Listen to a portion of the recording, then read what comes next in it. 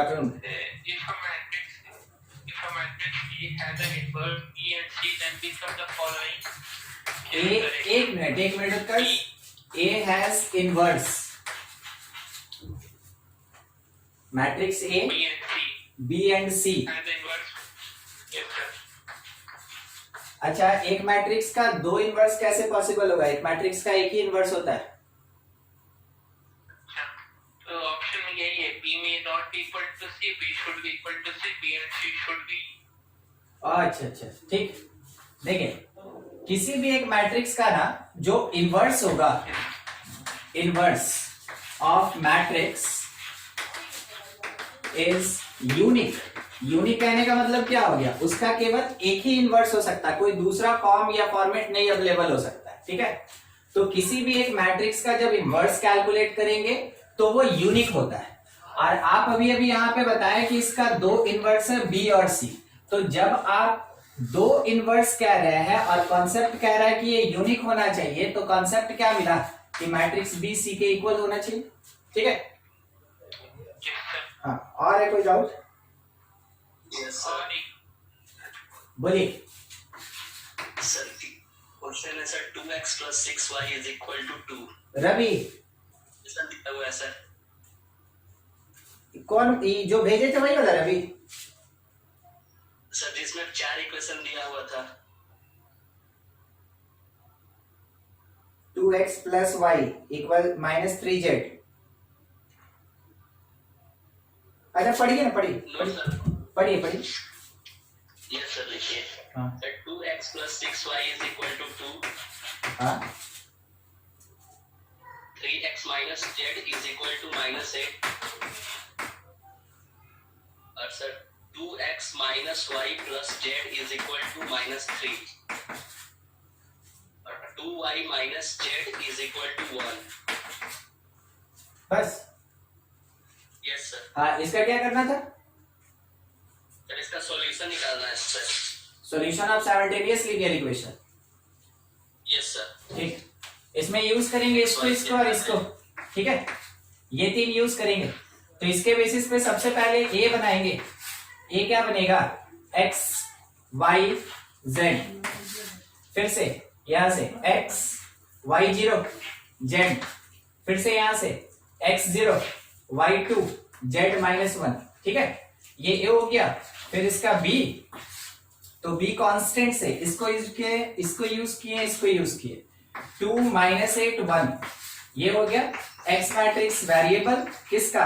x y z का. ये बन जाएगा. तो जैसा कॉन्सेप्ट अपने पास हुआ करता था कि ये जो x होता है matrix x that is equals to a inverse into b, बस उसी कॉन्सेप्ट से चलेंगे. तो अब कैलकुलेशन करना होगा इस a के इनवर्स का. ठीक है. थोड़ा ध्यान से देखिएगा. a का इनवर्स, ठीक है, a का इनवर्स डायरेक्ट लिखेंगे. उससे पहले थोड़ा सा एक ही लाइन में खत्म करने का कोशिश करेंगे. उससे पहले इसका डिटर्मिनेंट निकाल लें. तो determinant of a that is equals to 2 time ये क्या देगा? 0 + 2. फिर उसके बाद -6 टाइम, -6 टाइम्स ये हो गया -3 और 0. लास्टली अपने पास 0 टाइम्स वो 0 हो जाएगा. तो ये कितना मिल गया हम लोग को? 4. और यहां से कितना मिल गया? 18 22. ठीक. देखिए, ए इनवर्स लिख रहे हैं 1/डिटर्मिनेंट ऑफ ए. ठीक है. और इसके साथ हम लोग क्या करेंगे ना कि कोफैक्टर निकालेंगे. ध्यान से सुनिएगा करेंगे क्या. ठीक है. इसका कोफैक्टर निकालेंगे और जो कोफैक्टर हमको रोज में मिलेगा मगर लिखेंगे उसको कॉलम्स में. समझ रहे हैं? कोफैक्टर कैलकुलेट करेंगे, जो रोज में एलिमेंट मिलेगा वहां पे हम कहा लिखेंगे? कॉलम में लिखेंगे. उससे क्या बेनिफिट होगा? अगर आपको याद है तो adjoint of the matrix cofactor का ट्रांसपोज होता है. ठीक है. तो हम लोग कोफैक्टर निकालेंगे, उसका ट्रांसपोज कर देंगे, डायरेक्ट हमको एडजॉइंट मिल जाएगा. क्योंकि इनवर्स के लिए यही फॉर्मूला एग्जिस्ट करता है ना कि inverse of the matrix that is equals to one by determinant और मल्टीप्लाइड बाय एडजॉइंट. तो ध्यान रखिएगा यहाँ पे कंप्लीट हम लोग बात करेंगे एडजॉइंट ऑफ ए के लिए. ठीक है. ये पार्ट कौन है? एडजॉइंट ऑफ ए है. निकालते चलते हैं. इस 2 प्लेस के लिए कितना मिला? 0 और +2 2 मिलेगा. ठीक है.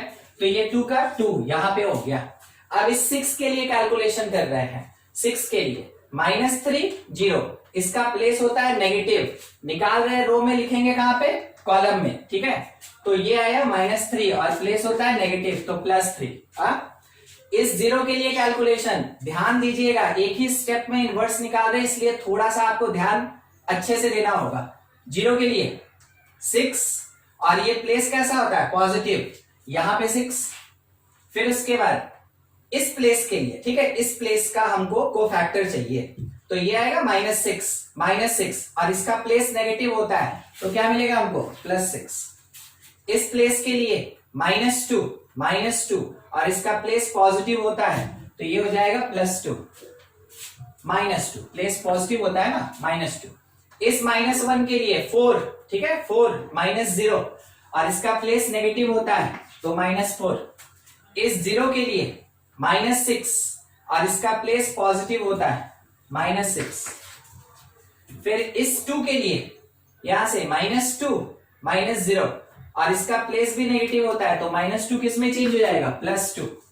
इस -1 का 0 -18 और प्लेस पॉजिटिव होता है, -18। देखिए मेरे पास मैट्रिक्स मिला और हम एक स्टेप में निकाले कि इनवर्स क्या होता है, ठीक है। समझ में आया कैसे निकाला गया, क्या किया गया, मैट्रिक्स का कोफैक्टर फाइंड किया गया और कोफैक्टर जो रोज का मिल रहा था उसको हम लोग लिखे कहां पे, कॉलम्स में, तो हम लोग को direct adjoint of the matrix मिलता है, ठीक है। बनाते बनाते आपको ऐसे धीरे धीरे सॉर्ट करने आना चाहिए। चलिए ए इनवर्स मिल गया, ठीक है। आपको इतना भी पता चल रहा है कि नहीं, इसके कारण हम कॉमन नहीं ले सकेंगे ना, हमको लगा कॉमन आ जाएगा, ठीक है, कॉमन नहीं आएगा, छोड़ दीजिए।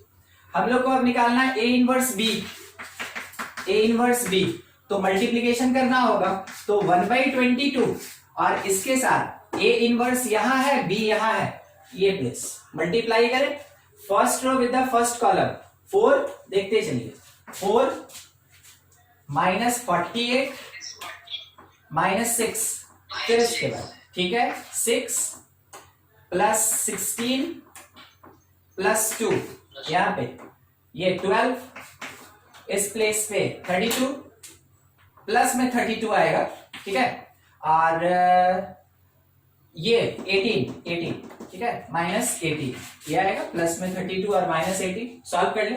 तो ए इनवर्स बी हम लोगों को कितना मिल गया, that is equals to 1/22 times, यहां से ये आएगा -50, सही। अच्छा, इस प्लेस पे 8 24, इस प्लेस पे 18 है, तो ये 26 देगा प्लस में, ठीक है। तो ये जो ए इनवर्स बी हुआ करता था, ये किसके इक्वल था, एक्स के इक्वल था ना, तो हम लोग ये कह सकते हैं कि यहाँ पे हमको एक्स वाई जेड का वैल्यूएशन मिला। अब आप यहाँ से x डिक्लेयर कर सकते हैं कि वो कितना हो जाएगा, -50/22 यानी -25/11। y डिक्लेयर कर सकते हैं वो 24/22 मीन्स 12/11, और z का डिक्लेरेशन अपना क्या होगा, 26/22 मीन्स 13/11। ये मिला। अब आपको करना क्या है ना, इस क्वेश्चन में थोड़ा एडिशनल काम करना होगा, ध्यान रखिएगा। ये वाला जो वैल्यू मिला है इसको उठा के आप इसमें पुट कीजिए। अगर आप ध्यान देंगे तो 4 इक्वेशन में से हम 3 ही यूज किए, फर्स्ट, सेकंड, फोर्थ यूज किए, थर्ड को हम यूज नहीं किए थे। आपको ये जो वैल्यू मिला एक्स वाई जेड का उठा के इसमें पुट करना है। सेटिस्फाइड किया तो कंसिस्टेंट और ये वैल्यू होगा, अगर सेटिस्फाइड नहीं किया तो पूरा का पूरा सिस्टम इनकंसिस्टेंट है। समझ में आ रहा है क्या बोले रवि? हाँ, ठीक है। तो हम लोग निकाल लिए। देखिए क्यों इन्हीं तीनों को प्रेफर किए वो भी बता दे। नेचर देख रहे हैं, हर एक इक्वेशन में 2 वेरिएबल है, तो सेम नेचर का है, इस कारण से एक साथ उसको हम लोग ट्रीट किए हैं, इसलिए 1, 2 और 4 को यूज किया गया। और जो वैल्यूएशन हमको मिला एक्स वाई जेड का, उसको हम रेस्ट इक्वेशन थर्ड में पुट करेंगे। अगर वो सेटिस्फाइड हुआ तो यही आंसर, अगर वो सेटिस्फाइड नहीं हुआ पूरा सिस्टम इनकंसिस्टेंट है। ठीक है, और किसी का कोई डाउट? इसमें से किसी को कोई डाउट समझ में? डिफरेंट है सर। क्या है आंसर सर इसका डिफरेंट है सर। क्या दिया है, थोड़ा पढ़िए तो। सर आंसर में x is equal to -2, y is equal to 1 और z इज इक्वल टू 2। ये है।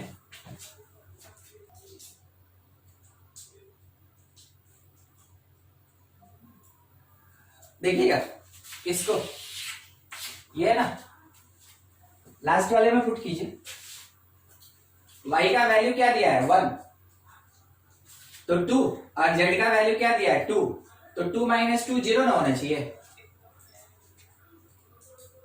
पुट कीजिए उसको, इसमें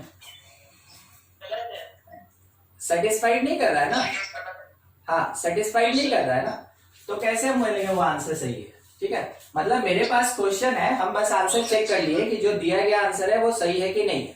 तो आंसर जो दिया है वो तो सेटिस्फाई ही नहीं कर रहा है, अगर सेटिस्फाई नहीं कर रहा है तो कैसे बोलेंगे वो सही। ठीक है, समझे? हाँ यस सर। ठीक। इक्वेशन दिया हुआ है सर 6x + 4y = 2, हाँ ठीक है, और 9x + 6y = 3। ठीक है, यस सर, ये कंसिस्टेंट इक्वेशन है, इसका फाइंड करना सर वैल्यू। कंसिस्टेंट है तो वैल्यू फाइंड करता है ना, x और y निकालना है। ठीक है, एक बार ध्यान दीजिएगा सब कोई, इसमें 2 हटा दें, देखिए देखिए 2 से कैंसिल होगा सर, अरे 6 है 4 है 2 है, 2 से कैंसिल नहीं होगा, होगा ना। ठीक है, 3x + 2y = 1, चलिए इसमें किससे कैंसिल कर दें, 3 से, 3x + 2y = 1, दोनों इक्वेशन कैसा है, कोइंसिडेंट, सेम मतलब लाइन में कैसा कोइंसिडेंट है ना। ये जो दोनों मिला है इसको हम लोग क्या बोलेंगे कि कोइंसिडेंट लाइन है, कोइंसिडेंट लाइंस। और कोइंसिडेंट लाइंस का मीनिंग क्या होता है, कितना सॉल्यूशन, इनफाइनाइट सॉल्यूशन, इसका इनफाइनाइट सॉल्यूशन निकलेगा। और अगर इनफाइनाइट निकलेगा तो बनाने का तरीका क्या होगा, जैसा सीखे थे पिछले क्लास में, किसी एक वेरिएबल को कांस्टेंट मान लेंगे, तो वो आपकी इच्छा, आप x को कांस्टेंट k मानिए या फिर आप y को कांस्टेंट k मानिए, समझ में आ रहा है। तो हम यहाँ पे अज्यूम कर लेते हैं y = k, y को k मान लिए।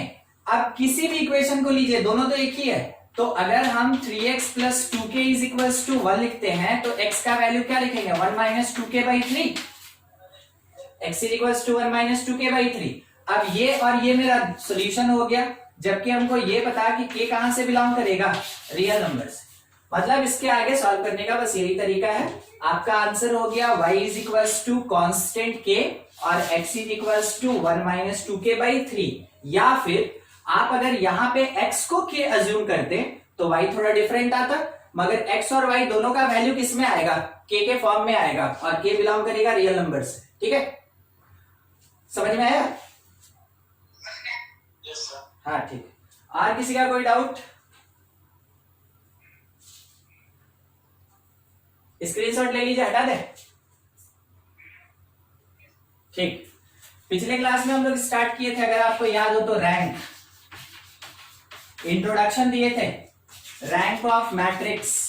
ठीक है, बस इसी चीज को कंटिन्यू रख रहे हैं। हाँ, अगर मान ले रहे पिछले क्लास में कोई नहीं थे तो आप ऐसा नहीं सोचे कि आपका कुछ छूट गया है, रैंक अभी हम स्टार्टिंग से ही बताएंगे। ठीक है, और जिसको थोड़ा सा इंट्रोडक्शन दिए थे उसके बाद भी अगर दिक्कत हुआ था तो आपको पता चल गया है कि दिक्कत कहां हो रहा है।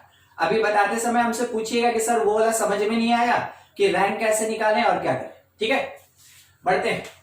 रैंक ऑफ मैट्रिक्स, देखिए मैट्रिक्स अपने पास 2 टाइप का होता है, अभी तक हम लोग जितना भी पढ़े उसमें 2 टाइप का पढ़े। तो सबसे पहला मेरे पास है 4 स्क्वायर मैट्रिक्स। मैट्रिक्स अपने पास बेसिकली 2 टाइप का, एक स्क्वायर और एक जो स्क्वायर मैट्रिक्स नहीं होता उसको रेक्टेंगुलर मैट्रिक्स कहते हैं। ठीक है, तो सबसे पहला rank calculation for square matrix. करना क्या है कि कोई एक मैट्रिक्स ए है, is of order, A is of order n cross n, square matrix है n क्रॉस n ऑर्डर का। तो अगर इसका डिटर्मिनेंट निकाले, ठीक है, डिटर्मिनेंट, तो डिटर्मिनेंट अगर नॉट इक्वल टू 0 हो गया, मैट्रिक्स ए कैसा मैट्रिक्स कहलाएगा, it is called non singular. पढ़े थे ना टाइप्स में, नॉन सिंगुलर मैट्रिक्स। तो अगर किसी एक मैट्रिक्स जिसका ऑर्डर n क्रॉस n है, उसका डिटर्मिनेंट वैल्यू अगर 0 नहीं होता है तो मैट्रिक्स को नॉन सिंगुलर कहते हैं, वर्ड पे ध्यान रखिएगा। Then rank of matrix, rank of matrix A, matrix A that is equals to n, matrix A का रैंक कितना होगा, जितना उसका ऑर्डर होता है। रैंक को रिप्रेजेंट करने के लिए नोटेशन यूज करते हैं रो। तो rank of matrix A that is equals to n, कौन से टाइप के स्क्वायर मैट्रिक्स के लिए, फॉर नॉन सिंगुलर मैट्रिक्स। जो भी नॉन सिंगुलर मैट्रिक्स होगा उस मैट्रिक्स का रैंक किसके इक्वल होता है, उसके ऑर्डर के इक्वल होता है। ठीक है, उसके ऑर्डर के इक्वल होता है। क्या समझे हम, एक मैट्रिक्स है n क्रॉस n का, डिटरमिनेंट निकाले, जीरो नहीं आया। अगर जीरो नहीं आया तो उसका रैंक क्या होगा, उसके ऑर्डर के बराबर होगा। एक बात खत्म। ठीक है, ये था फर्स्ट कंडीशन। सेकंड कंडीशन क्या है, if determinant of matrix is equals to zero. या तो जीरो नहीं होगा, नहीं तो जीरो होगा, बस दो ही केस तो हो सकता है। ठीक है, अगर मैट्रिक्स का डिटरमिनेंट जीरो हो जाता है तो ए को हम लोग क्या कहते हैं, it is singular matrix, is singular matrix, types में पढ़े थे। ठीक है, तो अगर ए कोई सिंगुलर मैट्रिक्स होता है, मैट्रिक्स ए दिया कितने ऑर्डर का, n क्रॉस n, हम क्या किए, डिटरमिनेंट निकाले, मेरा डिटरमिनेंट कितना आया, जीरो। हम बोले कि ये तो सिंगुलर मैट्रिक्स है, तो करें क्या वैसे केस में, देन फाइंड माइनस, उसके बाद क्या करेंगे, हम उसका माइनस कैलकुलेट करेंगे। ठीक है, देन फाइंड माइनस। अब आप थोड़ा सोच के बताइए, अगर matrix n cross n order का है तो माइनर कौन से ऑर्डर का होगा,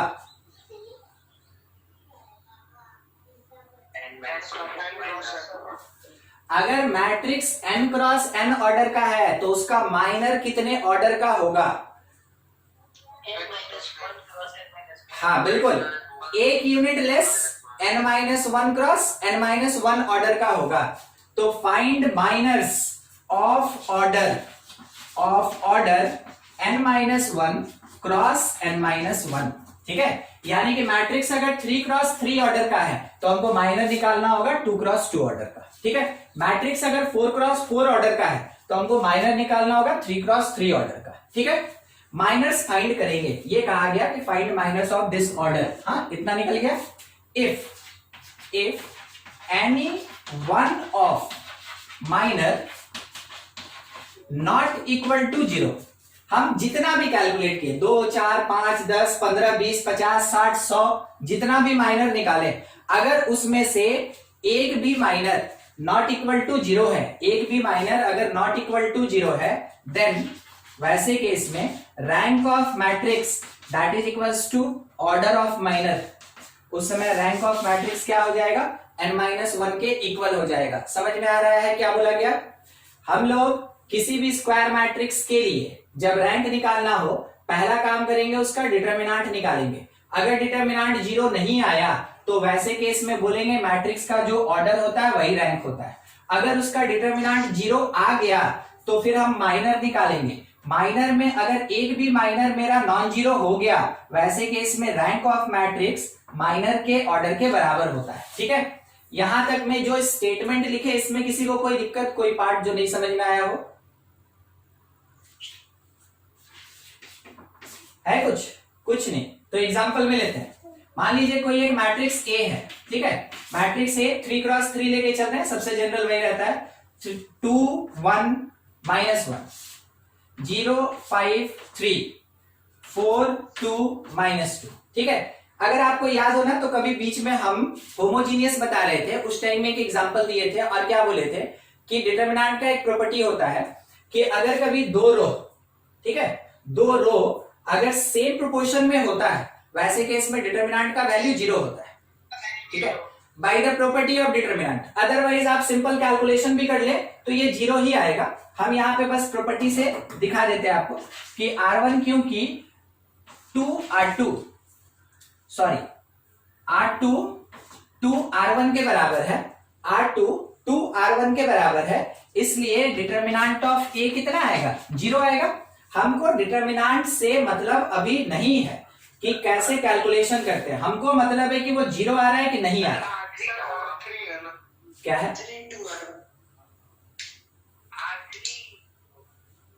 R3 is equal to 2R1। पूरा गौर से देख रहे हैं मगर, हाँ ठीक है, एकदम सही। एकदम ध्यान होना चाहिए, बढ़िया, ठीक है। R3 is equals to 2R1, एकदम ठीक, ठीक है। डिटर्मिनेंट ऑफ ए कितना आया, 0 आ गया। Determinant of A 0, first condition की सेकंड कंडीशन, सेकंड ना, सेकंड कंडीशन। और सेकंड कंडीशन क्या कहता है कि अब आप उसका माइनर फाइंड कीजिए। तो अगर 3x3 का है मेरा मैट्रिक्स, तो माइनर कितने ऑर्डर का होगा, माइनर कितने ऑर्डर का होगा, 2x2। कोई भी माइनर, कोई हमको ये बता सकता है 3x3 के मैट्रिक्स में कितना माइनर होगा, कितना, 9 माइनर क्वांटिटी पूछ रहे हैं, कितना माइनर होगा, 9 माइनर्स होगा। देखिएगा 9 एलिमेंट है, तो हर एक एलिमेंट का अपना अपना माइनर, टोटल कितना माइनर हो गया, 9 माइनर्स होगा, ठीक है। माइनर का ऑर्डर 2x2 होगा, मगर क्वांटिटी कितना होगा, 9 माइनर्स एग्जिस्ट करेगा। हम एक माइनर निकाल रहे M11 इसके लिए, इस प्लेस के लिए, 11 प्लेस के लिए, तो कितना आया, -10 और -6, -10 -6 that is equals to -16 is not equal to 0। क्या बोला गया था, अगर कोई भी माइनर नॉट इक्वल टू 0 होता है, वैसे केस में rank of matrix that is equals to the order of minor. तो अब हम यहां डिक्लेयर कर सकते हैं कि रैंक ऑफ मैट्रिक्स ए कितना होगा, 2 होगा, क्योंकि ये माइनर मेरे पास कितने ऑर्डर का था, 2x2 ऑर्डर का था। समझ में आया, क्या बोले, 9 माइनर जो होगा उसका ऑर्डर 2x2 कैसे होगा। अच्छा एक मिनट रुकिए, आप कंफ्यूज कर गए हैं इस चीज को लेके। देखिए ए मेरे पास क्या लिखा है ना, 2 1, थोड़ा एक्स्ट्रा बता रहे हैं, जिसका भी डिस्कशन हो रहा वो रैंक खत्म हो गया, बाकी लोग देख लीजिएगा, अगर कहीं कुछ नहीं समझ में आया हमसे पूछ लीजिएगा, ठीक है। 4 2 -2। चलिए हमको ये बताइएगा उमंग, ये मैट्रिक्स ए का ऑर्डर कितना, 3x3। इसका अगर हम एक माइनर M11 निकालेंगे तो लिखेंगे क्या, वैल्यू नहीं चाहिए, लिखेंगे क्या, 5 2 3 -3। मतलब आप हमको बोले ना कि ये वाला रो छोड़ दीजिए सर, ये वाला कॉलम छोड़ दीजिए, 4 बचा उसको लिख दीजिए, ठीक है। 5 3 2 -2, बोलिए इसका ऑर्डर, बोलिए ऑर्डर कितना, 2x2, ऑर्डर कितना, 2x2, ठीक है। अब देखिएगा अगर A मेरे पास n×n ऑर्डर का है, A अगर मेरे पास n×n ऑर्डर का है, तो उसका माइनर n-1 × n-1 हुआ, यानी 3x3 से माइनर किस में आया, 2x2 आया। अब हमको सोच के बताइएगा इसमें क्या क्या माइनर होगा, M11 हो गया, 12 होगा, 13 होगा, 21 होगा, 22 होगा, 23 होगा, 31 32 और 33, काउंट कीजिए, बोलिए कितना माइनर, 9। तो number of minors for 3x3 matrix that is equals to 9। Quantity में कितना होगा, 9। माइनर्स आर ऑफ ऑर्डर, कितने ऑर्डर का माइनर निकल रहा है, तो माइनर किस ऑर्डर का निकल रहा है, 2x2। समझ में आया क्या बोले थे, हाँ ये स्टार्टिंग वाला बात था। आप यहाँ पे एकदम आज लगभग समझ लीजिए मैट्रिक्स खत्म पे, ठीक है, और यहाँ पूछ रहे हैं आप हमसे। चलिए ठीक है, कोई बात नहीं। सुनिए मैट्रिक्स ए था, डिटरमिनेंट 0 हुआ, उसका माइनर फाइंड किए, माइनर अगर नॉन जीरो हो गया तो रैंक ऑफ मैट्रिक्स उसके माइनर के ऑर्डर के बराबर होगा, ठीक है, यही कॉन्सेप्ट होता है। हाँ ये नीचे वाला थोड़ा एक्स्ट्रा हम बता रहे थे बस समझाने के लिए, हटा देते हैं, इसका कोई जरूरत है नहीं। एक क्वेश्चन दे रहे हैं, थोड़ा रैंक निकालिएगा, ठीक है। देखिए क्वेश्चन क्या है, एक मैट्रिक्स बी है 2 2 5 2, एक मैट्रिक्स सी है 1 0 0 1, एक मैट्रिक्स डी है 0 0 0 0, एक मैट्रिक्स ई है 1 2 1 2 -1 1 2 2 0। चलिए सब के लिए आपको रैंक निकालना है। क्वेश्चन आपके पास क्या है ना, फाइंड रैंक, हर एक मैट्रिक्स का आपको रैंक निकालना है कि क्या होगा, बस रैंक निकाल के बताते चलिए कितना होगा। हाँ क्या बोले थे आप? 1 1 2 2। Rank of B is 1। Yes sir. 2 होगा, 2 होगा सर, 2 होगा सर। 2 होगा सर। देखिए इसका डिटर्मिनेंट निकाले तो 4 और -10 -6 आया ना। -6 मतलब क्या? नॉन जीरो वैल्यू, ठीक है। और नॉन जीरो आने के कारण इसका रैंक कितना हो जाएगा? 2, जितना कि इसका ऑर्डर है, ये 2 क्रॉस 2 ऑर्डर का है ना, ठीक है। चलिए सी का 1 सर, रैंक ऑफ सी, होगा 1 सर। अच्छा ठीक है समझते हैं ना। हाँ इसका डिटर्मिनेंट कितना आएगा? 1। अगर डिटर्मिनेंट 1 आ गया, डिटर्मिनेंट अगर 1 आ गया तो आप उसको क्या बोलिएगा? नॉन जीरो की zero? Non zero, non zero. और अगर किसी मैट्रिक्स का डिटर्मिनेंट वैल्यू नॉन जीरो होता है, वैसे केस में जितना इसका ऑर्डर है उतना ही उसका रैंक भी होता है। तो रैंक ऑफ सी कितना मिला हमको? 2। क्यों? क्योंकि इसका डिटर्मिनेंट वैल्यू 1 है, नॉन जीरो है, ठीक है। ठीक है, डी 1 0 सर। जीरो, कोई जीरो बोला भी था, ठीक है। चलिए ठीक है, मैं हमको प्लेस मिल गया ना थोड़ा सा समझाने का, बताने का, अदरवाइज सब आप ही लोग बना लीजिए तो हम बताएंगे क्या। डी 0 0, ठीक है। सबसे पहला चीज हम डिटर्मिनेंट ऑफ डी निकाले, हमको ये पता है ये 0 - 0 कुल मिला के 0 आएगा। और जैसे किसी मैट्रिक्स का डिटर्मिनेंट वैल्यू 0 आ गया तो प्रोसीड करेंगे कहां? इसके माइनर पे, प्रोसीड टू माइनस। अब माइनस, ये मैट्रिक्स 2 क्रॉस 2 ऑर्डर का था, तो proceed to minus of order, कितने ऑर्डर का? Of order 1 cross 1। इससे कम का जो माइनर होगा उसका ऑर्डर क्या होगा? 1 क्रॉस 1। अब अगर हम M11 निकालें तो याद कीजिएगा 2 क्रॉस 2 के लिए आपको माइनर भी बताए हैं, कोफैक्टर एडजॉइंट भी बताए। M11 इसके लिए हम लोग रो और कॉलम छोड़ देंगे, क्या बच गया? एक 0। M12 इसके लिए रो और कॉलम छोड़ दिए, क्या बच गया? 0। M21 इसके लिए रो और कॉलम छोड़ दिए, क्या बच गया? 0। M22 इसके लिए रो और कॉलम छोड़ दिए, क्या बच गया? 0। देखिए जितना भी माइनर पॉसिबल था सब निकाल लिए और हर एक माइनर का वैल्यू कितना आया? 0। अब क्या 1 क्रॉस 1 से कम ऑर्डर का आप कोई कैलकुलेशन कर सकते हैं? नहीं कर सकते। इस कारण से जो भी पॉसिबिलिटी था हम कैलकुलेट किए, डिटर्मिनेंट भी 0 आया, उसके साथ माइनर का वैल्यू भी 0 आया। इस कारण से rank of this matrix D is equals to 0। क्या कंक्लूजन मिला? कंक्लूजन ये मिला कि rank of null matrix, rank of null matrix equal to 0। कोई भी नल मैट्रिक्स होगा हमेशा उसका रैंक कितना होगा? 0। कुछ ऑर्डर से फर्क नहीं पड़ता उसके ऊपर, ठीक है। ई पे आते हैं, ई पे किसी का आंसर आया था? होगा सर। देखिए इस ई का डिटर्मिनेंट, इस ई का डिटर्मिनेंट नॉट इक्वल टू 0 होगा सर, ठीक है। इस कारण से जितना इसका ऑर्डर है 3 क्रॉस 3 उतना ही इसका रैंक होगा।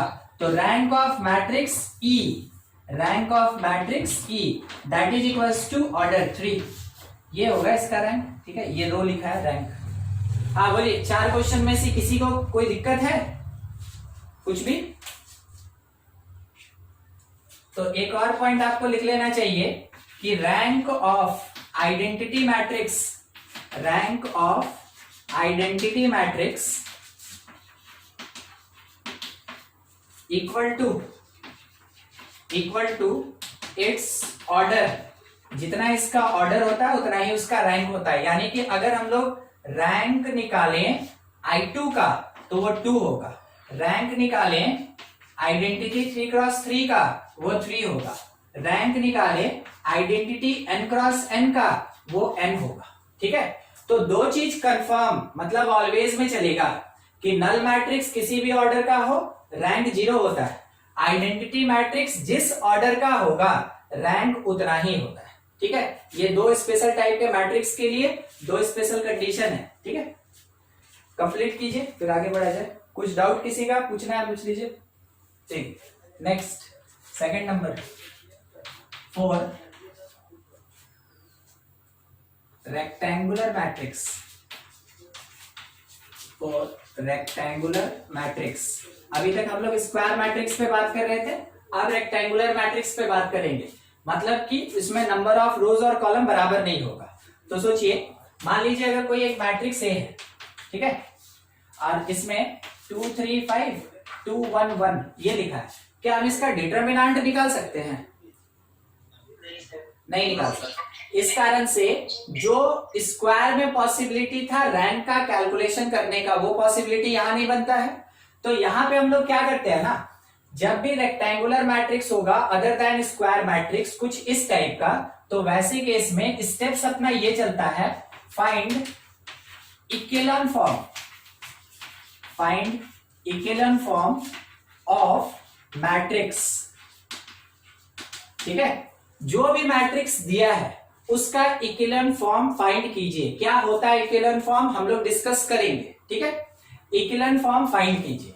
और दूसरा स्टेप क्या कहता है कि रैंक ऑफ मैट्रिक्स, जब आप इक्विवेलेंट फॉर्म निकाल लिए उस मैट्रिक्स का, तो जो रैंक ऑफ मैट्रिक्स होगा, रैंक ऑफ मैट्रिक्स होगा, that is equals to number of non zero, number of non zero rows. ठीक है, किसको बोलते हैं नॉन जीरो रोज? जिस रो में सारा एलिमेंट जीरो नहीं होगा, जिस रो में सारा एलिमेंट जीरो नहीं होगा उसी को हम लोग कहते हैं नॉन जीरो रोज। ठीक है, तो क्या करना होगा, अगर स्क्वायर मैट्रिक्स छोड़ के किसी भी टाइप का मैट्रिक्स दिया और उसका रैंक पूछा, तो तरीका ये कहता है कि सबसे पहले इक्विवेलेंट फॉर्म निकालें। इक्विवेलेंट फॉर्म में जितना भी नॉन जीरो रोज होगा एग्जैक्टली उतना ही रैंक ऑफ मैट्रिक्स होगा। अब समझिएगा इक्विवेलेंट फॉर्म क्या होता है, उस पर डिस्कशन कर रहे हैं। ठीक है, डिस्कशन है मेरा इक्विवेलेंट फॉर्म पे। देखिए, एक मैट्रिक्स हम लिख रहे हैं, इसमें थोड़ा सा स्पेशल बात है, ध्यान देते चलिएगा।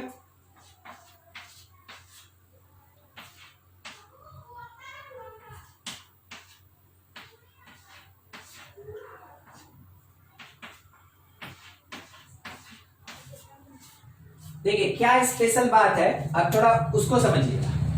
क्या आप लीडिंग डायगोनल में देख पा रहे हैं सारा एलिमेंट कौन है? 1 1 छोड़ के और कुछ नहीं, -1 भी नहीं चलेगा, 0 भी नहीं चलेगा, 1 छोड़ के और कुछ नहीं। ठीक है, दूसरा बात यह है कि इसके नीचे का पार्ट 0 है। अब हम आपको एक सेक्शन दे रहे हैं, ठीक है, एक सेक्शन दे रहे हैं सोचने का, थोड़ा सोचिएगा। Number of zeros increases with increase in रो। जैसे हम रो में इंक्रीज करते जा रहे हैं वैसे वैसे नंबर ऑफ जीरोस इंक्रीज करता जा रहा है। सही कि गलत देखते हैं। R1 में देखिए पीछे का कोई जीरो काउंट नहीं होगा, इससे पहले का जीरो काउंट होता है। ठीक है, 1 से पहले का जीरो, एक भी जीरो नहीं है। इसमें कितना जीरो? 1। ऊपर से नीचे आए 1 जीरो। R3 में कितना जीरो है मेरे पास? 2। R4 में कितना जीरो है मेरे पास? 3। तो जैसे हम ऊपर से नीचे आ रहे हैं वैसे वैसे नंबर ऑफ जीरोस क्या हो रहा है? इंक्रीज कर रहा है। Number of zeros increases, number of zero increase कर रहा है। ठीक है, पहला कंडीशन। दूसरा कंडीशन देखिएगा, ईच नॉन जीरो वैल्यू, ठीक है, each non zero value in any row should be 1, exactly 1। ठीक है, चेक करते हैं जो मेरा पहला, ठीक है, देखिए ईच नॉन जीरो वैल्यू, तो जीरो के बाद नॉन जीरो यही होगा। ईच नॉन जीरो वैल्यू, ठीक है, शुड स्टार्ट फ्रॉम, थोड़ा वर्ड बढ़िया कर रहे हैं, शुड स्टार्ट फ्रॉम 1 से स्टार्ट होना चाहिए। यहां पे सबका सब नॉन जीरो है, फर्स्ट रो में सबका सब नॉन जीरो है और वो किससे स्टार्ट हो रहा है? 1 से। सेकेंड वाले रो में पहला एलिमेंट जीरो, तो नॉन जीरो कौन मिला हमको? पहला 1। जीरो जीरो के बाद नॉन जीरो क्या मिला 1, जीरो जीरो जीरो के बाद नॉन जीरो क्या मिला हमको 1। तो हर एक रो में क्या होगा, हर एक रो में जो भी पहला नॉन जीरो वैल्यू होगा वो क्या होना चाहिए, एग्जैक्टली 1। बस दो ही कंडीशन यहां पे है और ये बताता है कि मैट्रिक्स का इक्विवेलेंट फॉर्म बन गया है। क्या क्या चाहिए हमको, जैसे ऊपर से नीचे आएंगे नंबर ऑफ जीरोस इंक्रीज करना चाहिए, ठीक है। दूसरा कंडीशन, जीरो के बाद जो भी पहला नॉन जीरो वैल्यू होगा वो हमेशा 1 होना चाहिए। तो हम ये कह सकते हैं कि ये मैट्रिक्स एक इक्विवेलेंट फॉर्म है या इक्विवेलेंट मैट्रिक्स है। सोच के जवाब दीजिएगा। एक मैट्रिक्स बी है 0 1 2 0 0 0, बोलिए इक्विवेलेंट फॉर्म है कि नहीं है, बस हाँ ना।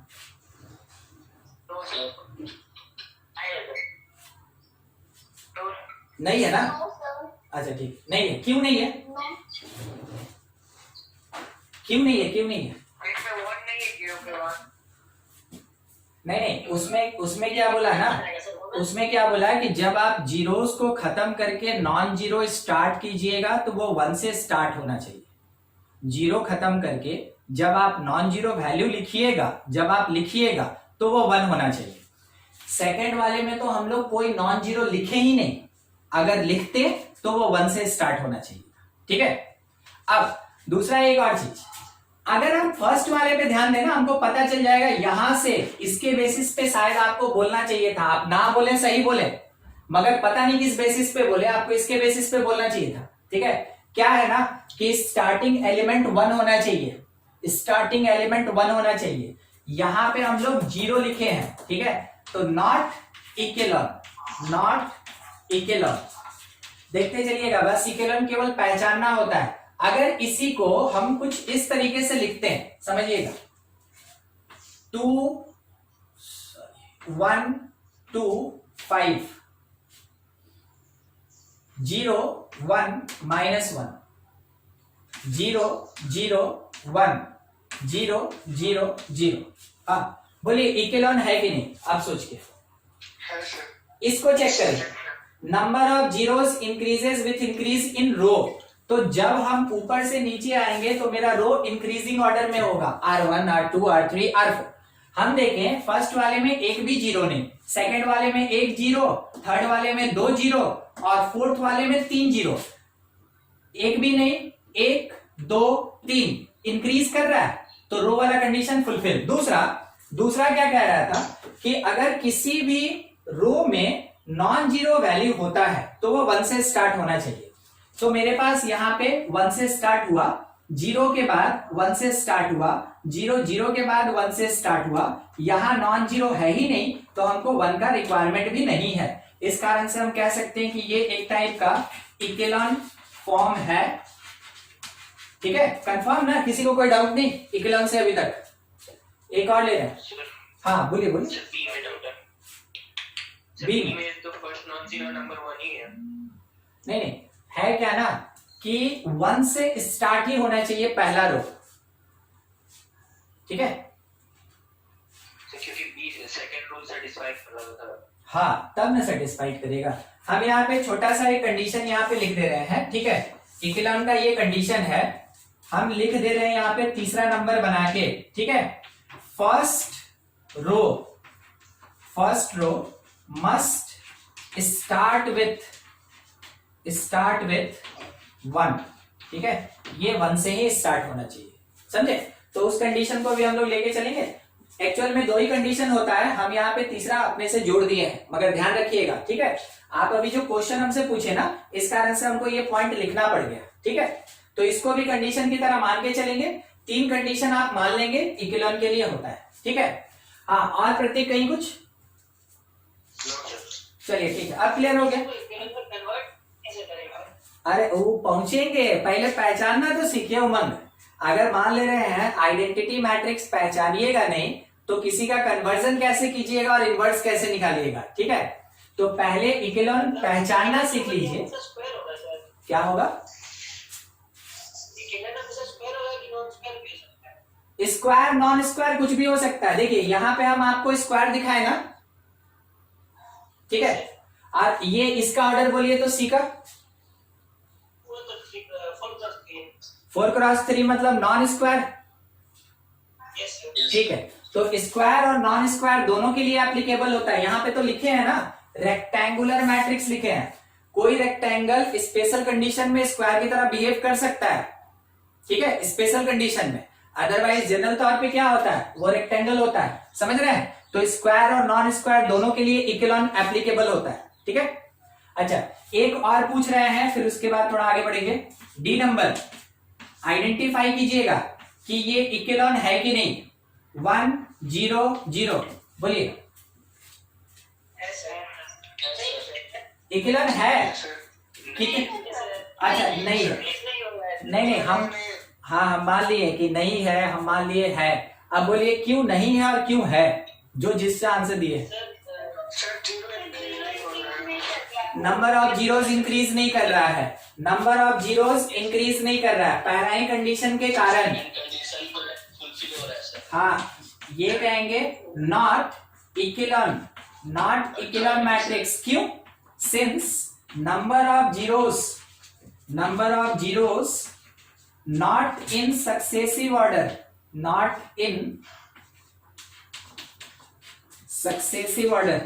समझ में आया? सक्सेसिव ऑर्डर में नहीं है, रेगुलरली इंक्रीज नहीं कर रहा है, इस कारण से ये इक्विलॉन मैट्रिक्स नहीं है, ठीक है।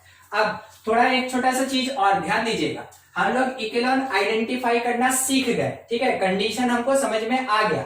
अब हम मेन बात कर रहे थे रैंक का। तो रैंक ऑफ मैट्रिक्स किसके बराबर होता है? That is equals to the number of non zero rows, ठीक है, number of non zero rows. ये इक्विलॉन है, तो बताइए इसका रैंक क्या होगा? देखिए इसमें, ठीक है, हम थोड़ा ना इस बात पे डिस्कशन कर रहे हैं। नॉन जीरो रोज, पहले वाले में क्या सबका सब जीरो है? नहीं है, एक रो काउंट हो गया। दूसरे में क्या सब जीरो है? नहीं है, 2 रो काउंट हो गया। तीसरे में क्या सब जीरो है? नहीं, 3 रो काउंट। चौथे में क्या सब जीरो है?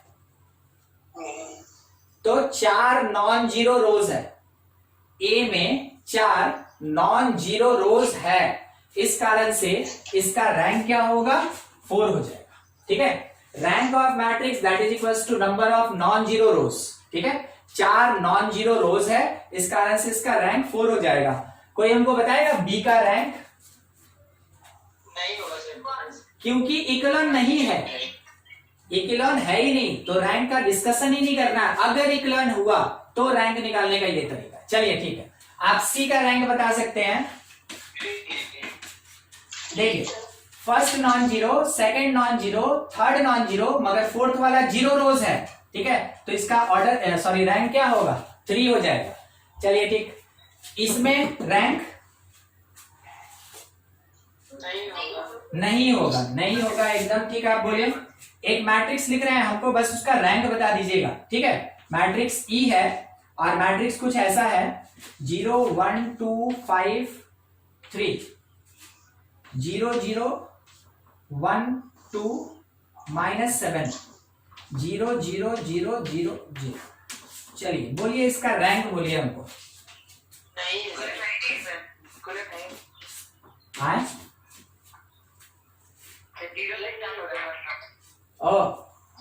नॉट एग्जिस्ट है ना। इस बेसिस पे हम इसका कह ही नहीं सकते हैं, ठीक है, रैंक बता ही नहीं सकते हैं। क्यों?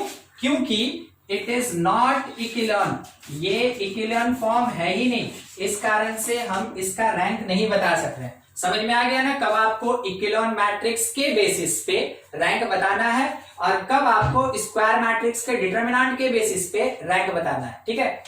यहाँ बोर्ड पे जो भी डिस्कशन है, कहीं कोई डाउट है तो पूछ लीजिए, नहीं तो हटाएंगे फिर आगे बढ़े। ठीक है, नोट कर लीजिए, स्क्रीनशॉट ले लीजिए, हटाएं। हो गया, बहुत बढ़िया। ध्यान दीजिएगा, हम अभी तक इक्विलॉन मैट्रिक्स एक ही बार बोले हैं, बाकी हर बार हम क्या बोल रहे हैं? इक्विलॉन फॉर्म, यानी कि कोई भी मैट्रिक्स दिया रहेगा उसको उसके इक्विलॉन फॉर्म में कन्वर्ट करना होगा, that is called equivalent matrix. ये कॉन्सेप्ट आता है इक्विवेलेंट मैट्रिक्स का। देखिए, मान लीजिए एक क्वेश्चन है, find equilibrium form of matrix ए, और मैट्रिक्स है मेरे पास 2 5 3 3 -1 2 ऐसा, ठीक है। कितने ऑर्डर का? 2 क्रॉस 3, ठीक है 2 क्रॉस 3। अब हमको फाइंड करना है। अगर आप याद करें ना तो इक्विलिब्रियम के इस प्लेस पे 1 होना चाहिए। अपना टारगेट सेट कीजिए किसकी तरह? रो ट्रांसफॉर्मेशन, याद आया? रो ट्रांसफॉर्मेशन नहीं? हाँ, रो ट्रांसफॉर्मेशन में मैट्रिक्स को आइडेंटिटी में कन्वर्ट करते थे। यहां भी रो ट्रांसफॉर्मेशन लगाएंगे और मैट्रिक्स को इक्विलिब्रियम फॉर्म में कन्वर्ट करेंगे। यानी कि अब इसके आगे हम क्या प्रोसेस करने वाले हैं? अप्लाई, हाँ ठीक है, अप्लाई रो ट्रांसफॉर्मेशन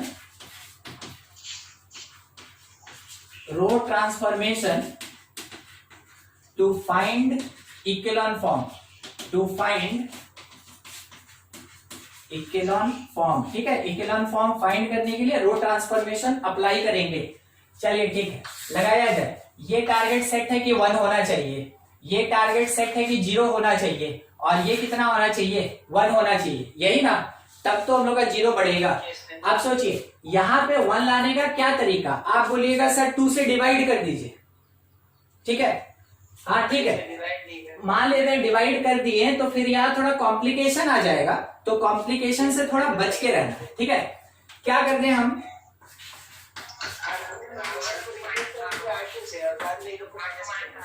बस इसमें से माइनस कर देते हैं, ठीक है, बस इसमें से माइनस कर देते हैं। R2 में से R1 माइनस कर देंगे, 3 - 2 1 हो जाएगा। तो जो इक्विवेलेंट मैट्रिक्स मिला वो क्या मिला कि 3 - 2 1 -1 -5 -6 और 2 - 3 -1। सेकेंड वाले में कोई चेंज नहीं, 3 -1 2। अब मेरा टारगेट सेट था यहाँ पे 0, यहाँ पे 0। कैसे 0 लेके आया? 3R1 माइनस बोलिए। ठीक है, हम ये कर सकते हैं कि 3R1 - R2 या R2 - 3R1 दोनों एक ही चीज है, क्योंकि हम इक्विवेलेंसी लेके चल रहे हैं, इक्वल लेके नहीं चल रहे हैं, ठीक है।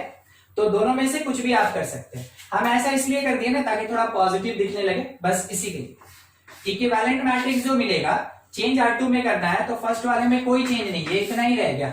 यहाँ पे 3 - 3 0 मिल गया, ठीक है, 3 - 3 0 मिल गया। उसके बाद R2 - 3R1, तो -1 और +18 17, और फिर उसके बाद R2 - 3R1, तो 2 + 3 5 हो जाएगा। अब हमको यहाँ पे क्या चाहिए? 1 चाहिए, और इसको हमको बिगाड़ना भी नहीं है, इसको हमको बिगाड़ना नहीं है, और यहाँ 1 चाहिए। उस टाइम में काम आएगा आपका डिवीजन, उस टाइम में डिवीजन काम आएगा। तो R2 चेंजेस टू क्या लिखेंगे हम? R2 डिवाइडेड बाई 17, क्योंकि यहाँ पे हमको 1 चाहिए। अब लास्ट वाला स्टेप अप्लाई करके जो इक्विवेलेंट मैट्रिक्स आएगा वो होगा 1 - 6 -1 0 1 5/17 5/17। हमको किस चीज से मतलब था? हमको मतलब था कि फर्स्ट रो मेरा 1 से स्टार्ट होना चाहिए, हो गया। हमको मतलब था कि ऊपर से नीचे आएंगे तो नंबर ऑफ 0 इंक्रीज करना चाहिए था, हो गया, ठीक है। और हमको ऐसे किसी कॉम्प्लिकेटेड नंबर से कोई मतलब नहीं। हम यहाँ पे डिक्लेयर करेंगे कि it is equilibrium form of matrix ए। जो मैट्रिक्स हमको दिया गया उस मैट्रिक्स का ये इक्विलिब्रियम फॉर्म है। हाँ, अब इसी में अगर हमसे रैंक ऑफ ए पूछता, तो हम ये कहते हैं कि इसके इक्विलिब्रियम फॉर्म में जितना भी नॉन जीरो रोज है, ए के इक्विलिब्रियम फॉर्म में जितना भी नॉन जीरो रोज है वही क्या होगा? वही उसका रैंक होगा। तो कितना नॉन जीरो रोज है? 2। तो इसका रैंक क्या मिला हम लोग को? 2। बोलिए, किसी को कोई दिक्कत है इसमें? समझे? ये तो रो ट्रांसफॉर्मेशन इक्विलिब्रियम में कन्वर्ट करेंगे। रैंक अगर पूछ दिया तो जितना नॉन जीरो रोज होगा उतना ही उसका रैंक होगा, ठीक है। किसी को डाउट है तो पूछ लीजिए, अगर नहीं है तो एक क्वेश्चन दे रहे हैं, सॉल्व कीजिए।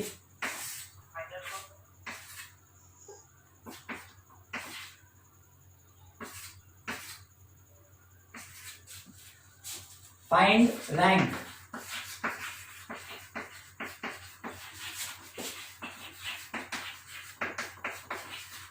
बी का रैंक निकालना है, ठीक है। 3 -1 0 2 2 3।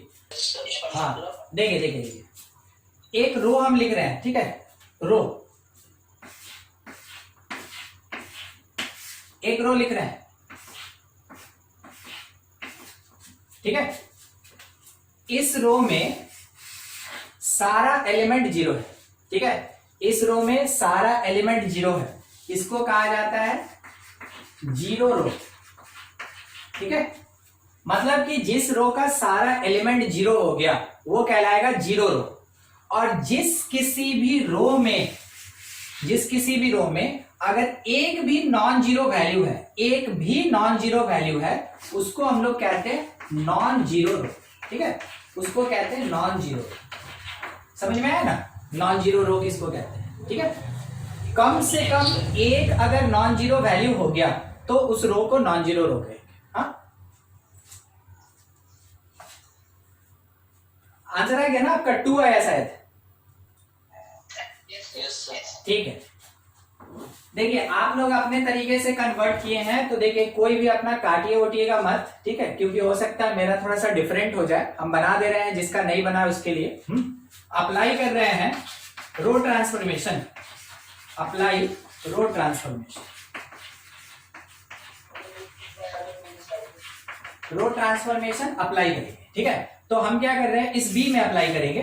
तो सबसे पहला चीज की R1 changes to R1 minus R2, बहुत सिंपल तरीके से, क्योंकि हमको यहाँ पे 1 चाहिए था, ठीक है। यहाँ हमको 0 चाहिए, और हमको या तो यहाँ पे 0 मिल जाए और नहीं तो 1 मिल जाए, दोनों में से किसी से भी काम चलेगा। या तो 0 मिल जाए और नहीं तो 1 मिल जाए, दोनों में से किसी से भी काम चलेगा, ठीक है। तो R1 changes to R1 minus R2, तो जो इक्विवेलेंट मैट्रिक्स हमको मिला वो 3 - 2 1 -1 -2 -3 और 0 -3 -3। उसके बाद सेकंड वाला हम वैसे ही छोड़ दिए, 2 2 3। मेरा फर्स्ट टारगेट कंप्लीट। सेकंड में हमको यहाँ 0 चाहिए, तो हम क्या करेंगे, इसमें 2 से मल्टीप्लाई करेंगे और दोनों का डिफरेंस निकालेंगे। तो हम ये लिख सकते हैं कि R2 changes to R2 minus 2 R1। इस चीज को अप्लाई करके हम यहाँ पे लिख रहे हैं, ठीक है, R2 माइनस 2 R1। तो इक्विवेलेंट मैट्रिक्स जो मिलेगा उसके फर्स्ट रो में कोई चेंज नहीं, 1 -3 -3 1 -3 -3, ठीक है। सेकंड वाले में 2 - 2 0 हो गया, इस प्लेस पे 2 -6 और तो वो प्लस हो जाएगा, तो हो जाएगा 8। इस प्लेस पे 3 और +6 9 हो गया। अब हमको इस वाले प्लेस पे या तो 1 चाहिए या 0 चाहिए, तो हमको इसको बदलना नहीं है, इसको 1 बनाना है। तो क्या करेंगे, R2 changes to R2 divided by 8। देखिए इक्विवेलेंट मैट्रिक्स हमको क्या मिलेगा, 1 -3 -3, उसके बाद 0 1 और यहाँ 9/8, ठीक है। थोड़ा ध्यान दीजिएगा, सबसे नीचे लिखे हैं 9/8। मेरा कंडीशन फुलफिल हो गया। क्या फुलफिल हुआ कि फर्स्ट रो 1 से स्टार्ट और सेकंड रो में 0 के बाद 1 है, ठीक है। तो मेरे पास नॉन जीरो रोज कितना मिल गया, 2 नॉन जीरो रोज मिल गया हमको 2। इस कारण से इस बी का जो रैंक होगा, rank of matrix B that is equals to 2, ठीक है। तो अभी रैंक कैलकुलेशन का 2 तरीका, कि मैट्रिक्स अगर स्क्वायर होता है तो डिटरमिनेंट वाले तरीके से काफी आसानी से बन जाता है, तो आप उसी प्रोसेस से जाएंगे। अगर बाय द वे मैट्रिक्स आपका स्क्वायर नहीं होता है, किसी भी टाइप का है, अगर मैट्रिक्स स्क्वायर मैट्रिक्स नहीं है, तो स्क्वायर मैट्रिक्स नहीं होने पे आप क्या करेंगे कि इक्विवेलेंट फॉर्म कैलकुलेट करेंगे और उसके बेसिस पे आप कैलकुलेशन करेंगे कि मैट्रिक्स का रैंक क्या होगा। और जब कभी भी इक्विवेलेंट फॉर्म निकालेंगे तो रैंक ऑफ मैट्रिक्स किसके बराबर होता है, rank of matrix that will be equals to number of non zero rows, ठीक है, नॉन जीरो रोज। क्लियर हो गया दोनों चीज, ठीक है। अब रैंक जब पूछेगा ना, आप कैलकुलेट कर दीजिएगा, ठीक है। नेक्स्ट देखिएगा, use of rank in in solution of linear equations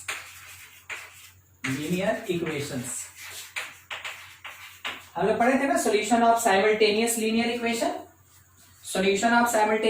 equation जिसमें क्या था कि कंसिस्टेंट होता था, इनकंसिस्टेंट होता था, इनफाइनाइट सॉल्यूशन होता था, यूनिक सॉल्यूशन होता था, बस वही चीज। अब इसमें हम XYZ का वैल्यू नहीं निकालेंगे, हम यहाँ पे केवल बताएंगे कंसिस्टेंट है या इनकंसिस्टेंट है, या इनफाइनाइट वैल्यू दे रहा है, या फिर यूनिक वैल्यू दे रहा है, या जीरो सॉल्यूशन दे रहा है। ठीक है, तो जैसे ये नाम आया ना लीनियर इक्वेशन, तो लीनियर इक्वेशंस का कितना टाइप होता है, पूरा सेट का कितना टाइप होता है? दो, एक नॉन होमोजीनियस और एक होमोजीनियस, दोनों पढ़े थे हम लोग। तो पहले हम डिस्कस कर रहे हैं in non homogeneous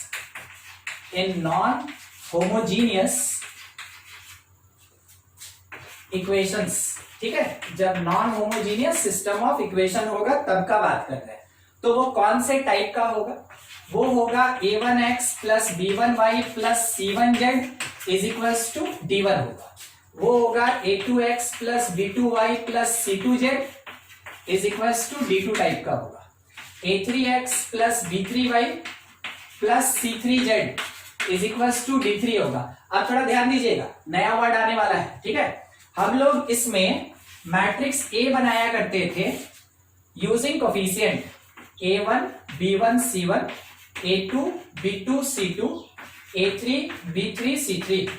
matrix B बनाते थे कांस्टेंट से D1 D2 D3। ठीक है, ये तो पुराना बात है, ये तो हम लोग जानते ही, ये पुराना बात है। ठीक है, अब क्या वर्ड आने वाला है ना, augmented form of system of equation. ये जो लीनियर इक्वेशंस दिया गया है, ये जो लीनियर इक्वेशन दिया गया है उसका ऑगमेंटेड फॉर्म। ठीक है, क्या होता है उसका ऑगमेंटेड फॉर्म? थोड़ा अब इस पे ध्यान दीजिए। ऑगमेंटेड फॉर्म या ऑगमेंटेड मैट्रिक्स भी कहलाता है, कोई ज्यादा बड़ा बात नहीं। ठीक है, इट इज एक मैट्रिक्स होगा। ठीक है, ऑगमेंटेड फॉर्म एक मैट्रिक्स होगा जिसमें कोफिशिएंट मैट्रिक्स के साथ में ये सेपरेशन के लिए है मैट्रिक्स बी होगा। ठीक है, जैसे कि डैश डैश डैश करके हम लोग सेपरेशन दिखाते हैं, बस उसी तरीके से डैश डैश डैश। ठीक है, ए और बी के बीच थोड़ा सा डॉट डाल के सेपरेशन दिखाना है, यानी दोनों मैट्रिक्स एक साथ अगर हम लोग यूज करके एक मैट्रिक्स बनाएं उसको कहा जाता है ऑगमेंटेड फॉर्म। कौन कौन सा मैट्रिक्स? कोफिशिएंट मैट्रिक्स और कांस्टेंट मैट्रिक्स, इन दोनों मैट्रिक्स को एक साथ यूज करना है, तब कहीं जाके augmented form of the matrix मिलता है। ठीक है, अब मान लीजिए जैसे ये इक्वेशन दिया है उसके बेसिस पे मेरा ऑगमेंटेड होगा क्या, मीन्स हमको चाहिए ए बी, ये ऑगमेंटेड फॉर्म होगा। अदरवाइज कभी कभार है ना ये ऐसे सिंपल लिखा रहता है ए और थोड़ा सा डिस्टेंस देके बी, दोनों रिप्रेजेंटेशन है, क्वेश्चन में ऐसा रह सकता है। तो वहां से देख के हम लोग क्या लिख सकते हैं? सबसे पहले A1 B1 C1, A2 B2 C2, A3 B3 C3, और इसके साथ में यहां आएगा D1 D2 D3, D1 D2 D3। ठीक है, बोलिए कितने ऑर्डर का ये मैट्रिक्स है?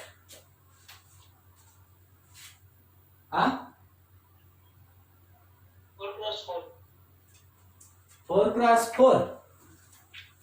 ये एक रो, दो रो और तीन ही रो हुआ ना, और कॉलम 4 है। हाँ, ठीक है, ये कितने ऑर्डर का? 3x4। ये 3 रो और 4 कॉलम, काउंट कीजिए ना, काउंट कीजिए ऐसे। 3 रो मिलेगा और 4 कॉलम मिलेगा, मिल रहा है 3 रो और 4 कॉलम, तो ये 3x4 का है। अब अगर आपसे पूछ दिया कि rank of augmented A B क्या होगा, तो आप कैसे निकालिएगा? आप इक्विवेलेंट फॉर्म यूज कीजिएगा या डिटरमिनेंट मेथड लगाइएगा? हाँ, इक्विवेलेंट फॉर्म, डिटरमिनेंट इसमें नहीं लगेगा, क्योंकि ये कहां है? स्क्वायर मैट्रिक्स तो है नहीं, ये तो रेक्टेंगुलर मैट्रिक्स है ना, देखिए मैट्रिक्स का लास्ट पार्ट में चल रहे हैं और यही सबसे ज्यादा कॉम्प्लिकेटेड पार्ट है, तो दिमाग थोड़ा खुला रखिएगा।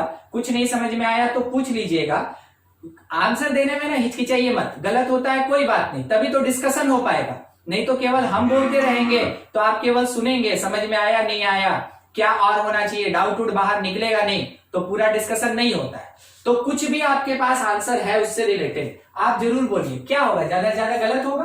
अभी हम क्या बोले ना कि 3x4 का मैट्रिक्स है, तो ये स्क्वायर मैट्रिक्स नहीं है। अगर ये स्क्वायर मैट्रिक्स नहीं है तो रैंक निकालने के लिए हमको क्या करना होगा, इक्विवेलेंट फॉर्म निकालना होगा और तब इसका रैंक निकालेंगे। तो rank of augmented AB can find using equivalent form, ठीक है, इक्विवेलेंट फॉर्म से इसका हम लोग रैंक निकाल सकते हैं।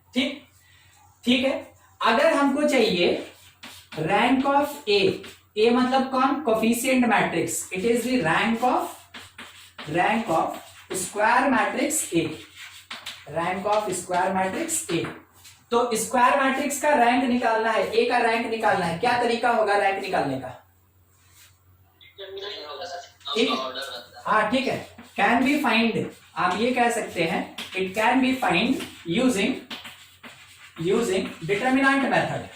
डिटरमिनेंट मेथड से हम इसका रैंक निकाल सकते हैं। तो हमको दो रैंक का जरूरत है, हमको किसका रैंक चाहिए, ऑगमेंटेड AB का, और उसके साथ में rank of coefficient matrix A चाहिए। अब इसके साथ कंडीशन क्या बनता है, थोड़ा उस पर ध्यान देंगे। देखिए कंडीशन क्या है ना, सबसे पहले if rank of matrix A not equals to rank of augmented matrix, ठीक है, ऑगमेंटेड AB, एक ये कंडीशन हो गया। ठीक है, दूसरा कंडीशन क्या बन रहा है, थोड़ा ध्यान से, दूसरा कंडीशन है if rank of matrix A is equals to rank of augmented AB is equal to number of variable जैसे x y z होता है वैसे। और तीसरा फॉर्मेट अपने पास क्या है, या तीसरा कंडीशन क्या है वो सुन लीजिए कि अगर rank of matrix A equals to rank of augmented AB is less than number of variables. क्या आप इसको पढ़ पा रहे हैं, तीनों चीज क्या क्या लिखे हैं? Rank of A not equals to augmented, ठीक है, पहला कंडीशन। दूसरा, rank of A equals to augmented is equals to number of variables. ये हुआ ना, जैसे मेरे पास 1 2 3, ठीक है, 3 वेरिएबल है यहाँ पे, वेरिएबल काउंटिंग ऐसे करते हैं x y z 3। तीसरा, rank of A equals to augmented but it is less than number of variables. ये 3 कंडीशन, और तीनों में से कंक्लूजन क्या होगा वो सुनते चलिए। अगर ए का रैंक ऑगमेंटेड के बराबर नहीं है, वैसे केस में इनकंसिस्टेंट, और इसका मतलब नो सॉल्यूशन, इसका मतलब कोई सॉल्यूशन नहीं होगा, नो सॉल्यूशन। सेकंड में आए, rank of A equals to rank augmented is equals to number of variable, वैसे केस में कंसिस्टेंट सिस्टम कैसा होगा, कंसिस्टेंट होगा। और कैसा सॉल्यूशन होगा, तो यूनिक सॉल्यूशन होगा, ठीक है। थर्ड वाले पे आते हैं, rank A equals to rank augmented is less than number of variable. बोलिए कंसिस्टेंट की इनकंसिस्टेंट? कंसिस्टेंट। और कितना solution, infinite solution, consistent and infinite solution. ऐसे केस में इनफाइनाइट सॉल्यूशन इसका एग्जिस्ट करेगा, ठीक है। हम आपसे इसलिए पूछे ना क्योंकि वही एक बचा ही था, ठीक है, तो आप आंसर दे सकते थे।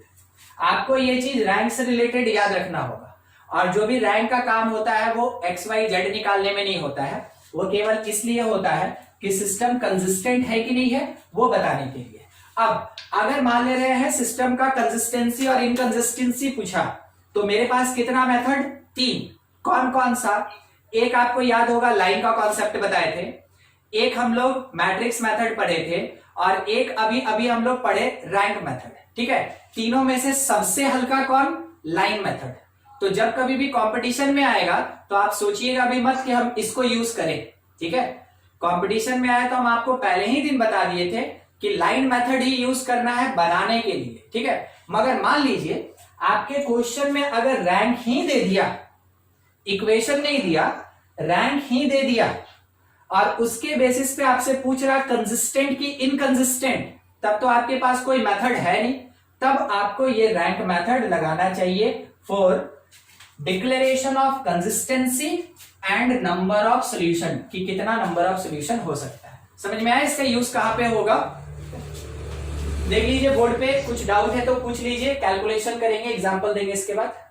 सिलेबस ऑलरेडी पिछले क्लास तक में खत्म हो गया था, ठीक है। ऑगमेंटेड फॉर्म हो गया, रैंक हो गया, फिर आइजीन वैल्यू एक बचा हुआ है, उसके साथ इक्विवेलेंट फॉर्म हो गया। ये सब का सब एडवांस सिलेबस होता है, मेन तक के सिलेबस में भी ये सब नहीं है। हाँ देखिए एक क्वेश्चन कुछ भी वैसा ले लें हम लोग, x plus Y minus Z is equal to 2x plus Y plus Z is equal to 1, x minus Y plus 2z is equal to 0, ऐसा दिया हुआ है, ठीक है। और हम लोग से ये बोला कि कंसिस्टेंट और इनकंसिस्टेंट, ठीक है। तो बोलिए कौन सा मेथड लगाएं? बस हमसे ये पूछा, कंसिस्टेंट की इनकंसिस्टेंट, क्या लगाएं? लाइन का कॉन्सेप्ट लगा देंगे, लाइन का कॉन्सेप्ट लगा देंगे, ठीक है। मगर बाय द वे हम लोग से अगर ये कहीं डिक्लेयर कर दिया, वैसे तो सब्जेक्टिव में आना नहीं है ये, ठीक है। मगर मान लीजिए कि हम लोग एक क्वेश्चन प्रैक्टिस कर रहे हैं रैंक के लिए, तो हम उसी मेथड से बना रहे हैं, ठीक है। आपको ये समझ में आया ना कि एग्जाम में आएगा तो आपको बनाना कैसे है, ठीक है। तो हम लोग उसी तरीके से थोड़ा सा डील कर रहे हैं, ध्यान दीजिएगा। देखिए यहां पे ए मैट्रिक्स मेरा क्या बनेगा, तो हम सीधा ऑगमेंटेड लेके चल रहे हैं, ए बी ऑगमेंटेड मैट्रिक्स। कोई बताएगा? मैट्रिक्स में 1 1 -1 2 1 1, फिर यहाँ पे 1 -1 2, इसके साथ में यहां आएगा 2 1 0, हो गया ऑगमेंटेड। अब इसका इक्विवेलेंट फॉर्म निकालेंगे तब तो जाके हम बता सकते हैं कि इसका रैंक क्या होगा। तो प्रोसीड कर रहे हैं किसके लिए? Proceeding for equivalent form, proceeding for equivalent form, ठीक है, उसके लिए प्रोसीड कर रहे हैं। तो मेरे पास जो भी मैट्रिक्स है इसमें हमको क्या करना चाहिए, यहाँ 1 चाहिए ऑलरेडी है, यहाँ 0 चाहिए, तो क्या करें हम, इसमें से इसका 2 टाइम सब्ट्रैक्ट कर दे रहे हैं। R2 changes to, पहला ही step, R2 changes to R2 minus 2 R1, तो जो इक्विवेलेंट मैट्रिक्स मिलेगा फर्स्ट में 1 1 -1 और 2, ठीक है। उसके बाद 2 - 2 0, 2 - 1 1, फिर उसके बाद एक मिनट 2 - 2 0 1 -2, तो ये -1 हो जाएगा ना, ये -1 हो जाएगा, ठीक है। और यहां से 1 और +2 3, इस प्लेस पे R2 -2 R1 -3, चलिए ठीक है, 1 -1 2 और 0, ये हो गया, ठीक है। अब हमको यहाँ पे 1 चाहिए था, ठीक है, 1 चाहिए था, तो हम उसको ला सकते हैं किस तरीके से, डिवाइड कर देंगे। R2 changes to R2 division या मल्टीप्लीकेशन -1 से, तो मेरे पास जो एक इक्विवेलेंट मैट्रिक्स आया 1 1 -1 2 का, उसके साथ में 0 1 -3 और 3 का, उसके साथ में 1 -1 2 और 0 का, ठीक है, ये हो गया। यहाँ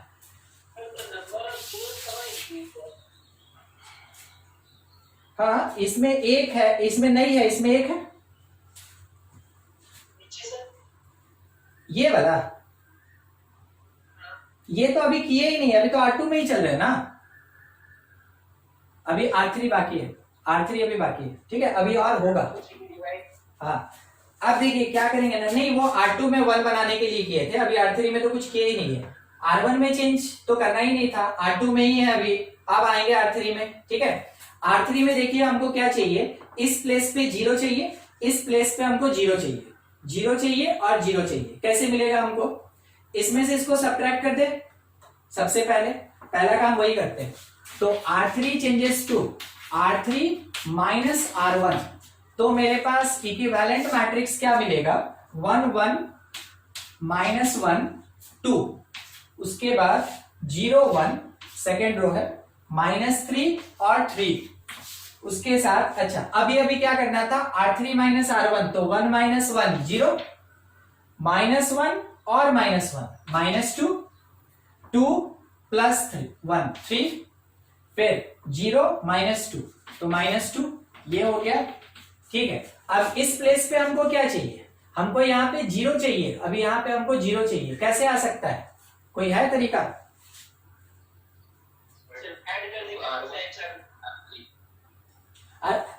इसके साथ है ना, इसके साथ R3 प्लस 2 R2, यही कह रहे हैं ना, R3 प्लस 2 R2 कर दें, ठीक है, तो यहाँ 0 आ जाएगा। ठीक है, चलिए तो इक्विवेलेंट हमको क्या मिला, 1 1 -1 2, उसके साथ में 0 1 -3 3, और इस प्लेस पे R3 प्लस 2 R1, तो 0 रहेगा, R3 प्लस 2 R2 ये 0 हो जाएगा, R3 प्लस 2 R2 तो ये कितना हो जाएगा, -3, R3 और plus 2 R2, R3 plus 2 R2 तो ये हो गया 6 यानी 4, ऐसा कुछ। अब आ गया अपने पास फॉर्मेट, इस फॉर्मेट के हिसाब से नंबर ऑफ नॉन जीरो रोज बोलिए क्या, अच्छा ये बना, एंड R3 डिवाइडेड बाई -3, ठीक है, and R3 changes to R3 divided by -3, एकदम ठीक आप बोले, वो करना होगा। तो यहां पे मेरे पास कितना आ जाएगा 1, और ये हो जाएगा -4/3, ठीक है, हो गया। चलिए अब सही है, 1 से स्टार्ट, 0 के बाद 1, 0 0 के बाद 1, ठीक है। अब आ गया मेरे पास कौन सा form, equivalent. Number of non zero रोज कितना मिला हमको, 3 मिला। अब नंबर ऑफ नॉन जीरो रोज कितना है मेरे पास, 3, तो हम ये कह सकते हैं कि rank of augmented AB, rank of augmented AB कितना मिल गया, 3, ठीक है। चलिए इतना होने के बाद अब हमको चाहिए रैंक ऑफ A, कोई बताएगा रैंक ऑफ A, 3 होगा, A लिख लें, 1 1 -1, इसके साथ में 2 1 1, आप कैलकुलेट कीजिए, कर सकते हैं, 3 क्रॉस 3 है 3 होगा सर, 3, ठीक है। डिटर्मिनेंट ऑफ A निकालेंगे, 1 टाइम कितना आया, 2 + 1 3, -1 टाइम कितना आएगा, 4 - 1 3, फिर -1 टाइम क्या होगा, -2 और -1 -3, कुल मिला के ये 3 रैंक, सॉरी 3 इसका determinant is not equal to 0, not equal to 0। अब हम क्या कर सकते हैं कि यहां से कह सकते हैं कि rank of A that is equals to 3। अब चेक कीजिए, रैंक ऑफ A और रैंक ऑफ ऑगमेंटेड दोनों बराबर है, ठीक, अगर दोनों बराबर हो गया तो आइदर सेकंड या थर्ड कंडीशन होगा, जैसा पढ़े थे, ठीक है, जो अभी लिस्टिंग किए थे उसमें से अगर आप दोनों को ध्यान से देखेंगे दोनों कंसिस्टेंट होता है, ठीक है। अब कंसिस्टेंट हो गया, इसके साथ थोड़ा सोच के बताइएगा हमको कि मेरे पास जो क्वेश्चन दिया है उसमें नंबर ऑफ वेरिएबल्स कितना है, 3। अब rank of A 3, number of variable 3, rank of augmented 3, तो तीनों आपस में बराबर, कितना सॉल्यूशन होगा, इनफाइनाइट। कितना solution, infinite solution, unique solution, हाँ हाँ हाँ हाँ, क्या करना था हम लोग को, यूनिक सॉल्यूशन होगा। इसमें कितना, यूनिक सॉल्यूशन, यानी x का एक वैल्यू मिलेगा, y का एक वैल्यू मिलेगा, z का एक वैल्यू मिलेगा। समझ में आया कैसे कैलकुलेशन करना है, ठीक है। आप अपने समझने के लिए ऐसा कोई भी क्वेश्चन खुद से 2 क्वेश्चन बना लीजिए जिसमें कि आप उसको ऑगमेंटेड फॉर्म से रैंक कैलकुलेट करेंगे by converting in equivalent form. उसके बाद आप रैंक निकाले, रैंक ऑफ A निकाले, नंबर ऑफ वेरिएबल चेक किए, आप बता सकते हैं कंसिस्टेंट की इनकंसिस्टेंट, और उसके साथ में आप आंसर दे सकते हैं इनफाइनाइट सॉल्यूशन की यूनिक सॉल्यूशन या नो सॉल्यूशन, ठीक है, थोड़ा इसको नोट कर लेंगे फिर आगे बढ़े। 5 मिनट और थोड़ा एक छोटा सा पार्ट है इसी से रिलेटेड खत्म कर लिया जाए, फिर आज का क्लास खत्म। दूसरा है ना जो वो है homogeneous for system of homogeneous equation, system of homogeneous equation. ठीक है, देखिए होमोजीनियस इक्वेशन कौन से टाइप का, a1x plus b1y plus c1z is equals to 0, a2x plus b2y plus c2z is equals to 0, a3x plus b3y plus c3z is equals to 0। ठीक है, बस ऐसा। अगर कभी ऐसा रहा, ठीक है, होमोजीनियस, तो वैसे केस में क्या ऑगमेंटेड एग्जिस्ट करेगा? नहीं सर, होगा ही नहीं, क्योंकि b तो है ही नहीं, वो तो 0 है। ठीक है, तो वैसे केस में हम लोग क्या करेंगे, सिंपल रैंक ऑफ a निकालेंगे। ठीक है, तो हम लोग को क्या करना है, फाइंड, पहला step find rank of a। क्या निकालना है हमको, rank of coefficient matrix a निकालना है। a का रैंक मिल गया हमको। अब उसके बाद नंबर ऑफ वेरिएबल्स, फाइंड, दूसरा स्टेप है फाइंड नंबर ऑफ वेरिएबल्स, कि कितना वेरिएबल हो रहा है। मतलब कंपेयर करने के लिए बस यही दो चीज है मेरे पास और कुछ नहीं। ठीक है, पहला केस इसमें क्या बनता है ना कि अगर rank equals to number of variable होगा, rank equals to number of variable होगा, वैसे केस में जीरो सोल्यूशन किसको कहते हैं, zero solution, that is x is equals to y equal to z is equals to, तीनों का तीनों क्या होगा, जीरो होगा। और इसी को क्या बोला जाता है, कैसा solution, it is called trivial solution. ये ट्राइवल यूनिक सोल्यूशन देगा, x y z सबका सब क्या होगा, जीरो। दूसरा केस क्या बनता है कि रैंक ऑफ a अगर less than number of variables हो जाए, rank of a less than number of variables हो जाए, वैसे केस में कंसिस्टेंट तो होगा, सिस्टम कंसिस्टेंट होगा, और उसके पास कितना सोल्यूशन होगा, इनफाइनाइट सोल्यूशन होगा, उसके पास इनफाइनाइट सोल्यूशन होगा। तो ये कोई बड़ा चीज नहीं है ना, रैंक ए निकालना हम लोग सीख ही गए हैं। ठीक है, और ऑगमेंटेड थोड़ा नया था, हम लोग कैलकुलेट कर लिए। इसको समझने के लिए एक क्वेश्चन ले रहे हैं। ठीक है, मान लीजिए जैसे लिखा है 2x minus Y plus 2z is equals to 0, फिर उसके बाद x plus 3y minus z is equals to 0, फिर उसके बाद x plus Y plus z equal to 0। पहला काम मेरा क्या होगा कि हम a निकाल ले, किससे, कोफिशिएंट से, कितना, 2 माइनस 1 2 1 3 माइनस 1 1 1 1। डिटर्मिनेंट ऑफ ए निकाले, क्योंकि ये स्क्वायर है तो डिटर्मिनेंट से काम हो जाएगा। तो 2 टाइम ये 3 प्लस 1 4 प्लस 1 टाइम ये आया 1 प्लस 1 2, फिर प्लस 2 टाइम्स ये आया 1 माइनस 3 माइनस 2, 8 माइनस 4 प्लस 2 6। ठीक है, चलिए ठीक, इतना आया इज नॉट इक्वल टू 0। मतलब रैंक ऑफ ए कितना होगा, rank of A is equal to the order of matrix, वो कितना मिल गया, 3। कोई बताएगा नंबर ऑफ वेरिएबल कितना है इसमें, नंबर ऑफ वेरिएबल 3 है, x y और z, that is equal to 3। क्या आपको लगता है कि रैंक ऑफ ए जो है वो नंबर ऑफ वेरिएबल्स के बराबर है? और अगर बराबर हो जाता है तो क्या आंसर मिलता है हमको, x y z तीनों क्या होगा, 0 हो जाएगा। तो कहा जा सकता है देयरफॉर सिस्टम कंसिस्टेंट, और इसके साथ x is equals to y equal to z is equals to 0 is solution. ये सब किसके बराबर हो गया, 0 के बराबर। समझ में आया इसका यूज, कहीं कोई दिक्कत समझने में इसको?